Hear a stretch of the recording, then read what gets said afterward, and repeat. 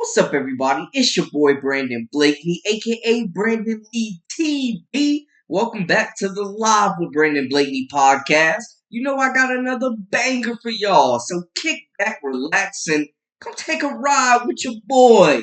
Now, there's been a lot of talk, a lot of dismay, a lot of remarks about Caitlin Clark not being included on the final 12-player roster for Team USA due to her being the most popular athlete, the most marketable at this point, the most watched in women's basketball.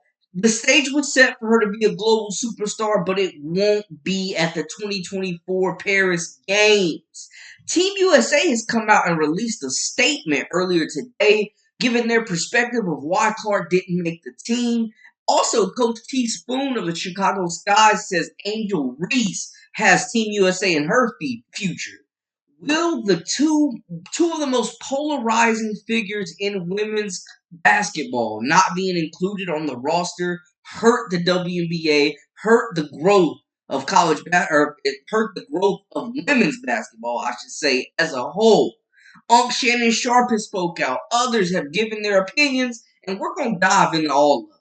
But before we get into all that, make sure y'all hit that subscribe button for all the latest and the greatest. Join our memberships. We got that exclusive content coming daily, weekly, whenever you need it.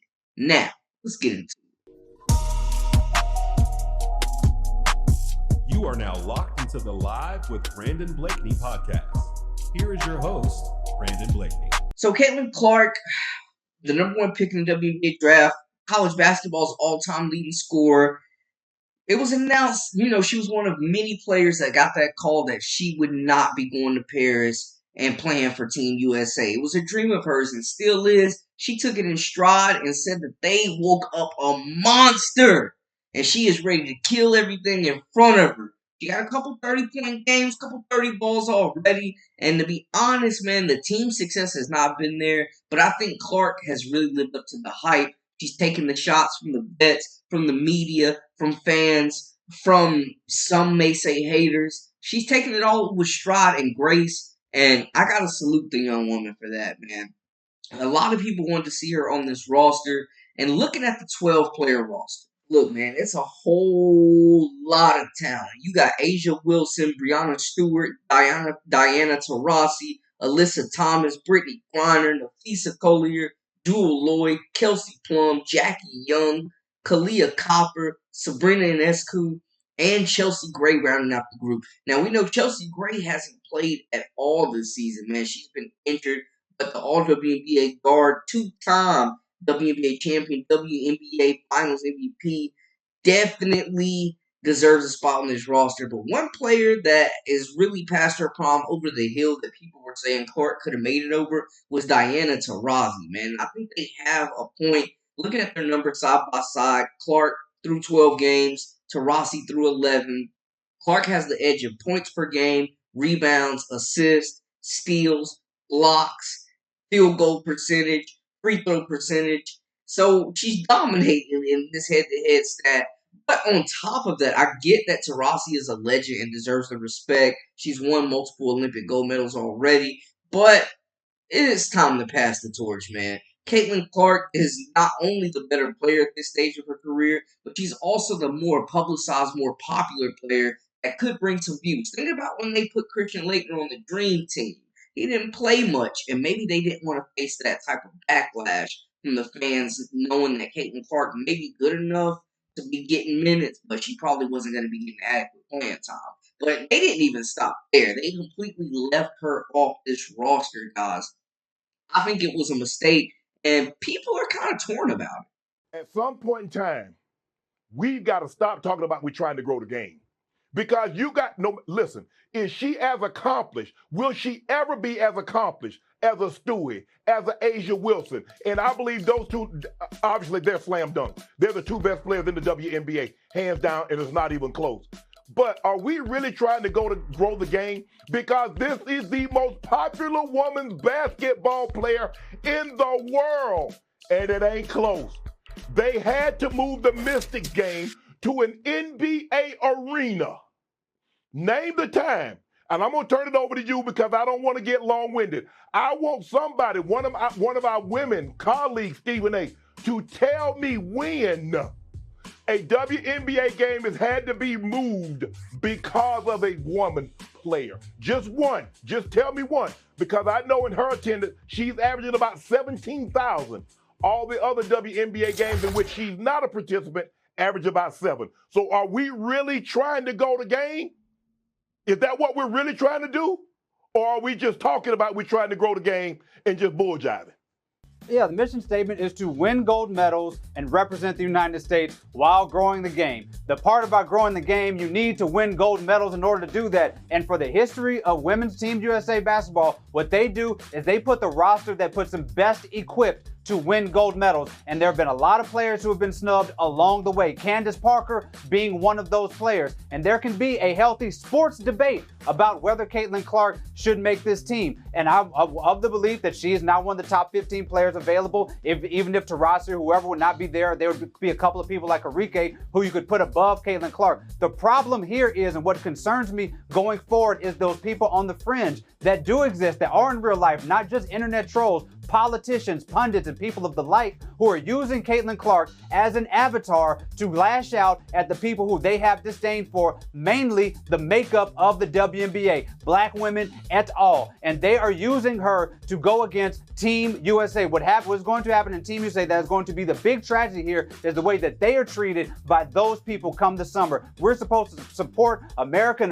teams in the Olympics. I want to see that for this team, even if Caitlin Clark is not on that squad. If we're talking about strictly growth, I don't know how you don't include Caitlin Clark. Just looking at her impact of the game, she could have had that global impact and just took into this whole entire thing to another level.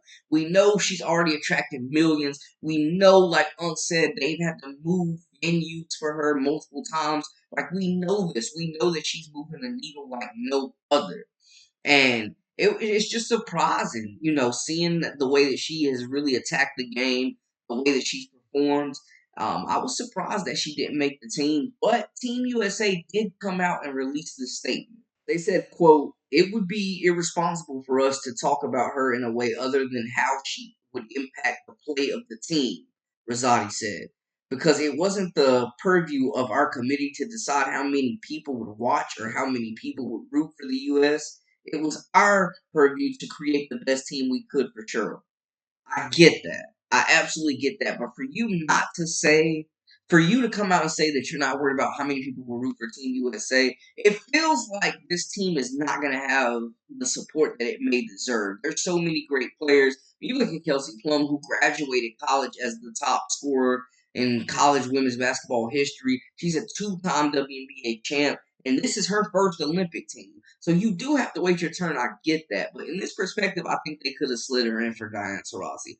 I do think it was messed up that Enrique didn't make this squad as well. But Clark is bringing a different type of viewership. And more fans would have been engaged. I think this hurts their chances. I think from just a pure culture standpoint, this would have united America more so with everybody watching. I'm not saying they're not going to have the same support, the same eyes on this team, because they absolutely deserve it. But adding Caitlin Clark would have definitely been a dynamic move that would have benefited this team in more ways than one. I just genuinely got to agree. Another player that continues to draw accolades as well in her own right, Angel Reese. Her coach feels like Team USA is in her future. Come on now. I know you're not asking me that question. Does she have what it takes? She's showing it. About the Olympics. She's showing it. She's showing it. She has what it takes. You doggone right she has what it takes. Camila has what it takes as well to be with her country. Not everybody on this team has what it freaking takes.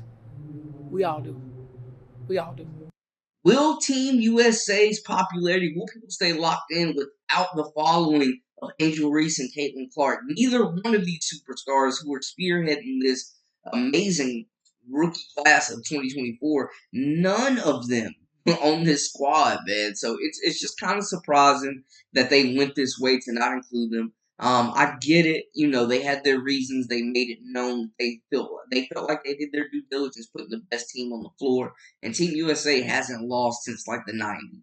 So, you got to trust the process and trust they know what they're doing. But I think they fumbled the ball a little bit on this one, y'all. But y'all let me know how y'all feel in the comments, man. I just feel like people would have been locked in like no other to see Caitlin Clark, and they could have just paraded her all around Paris, man. So surprising, but y'all let me know. Does she deserve a spot on this team? Did they drop the ball? Will her and Angel Reese be in the 2028 Olympics?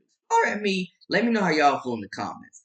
That's a wrap for us. For all the latest and the greatest, I am Brandon Blakely, aka Brandon Lee TV. Until next time, hey, we out.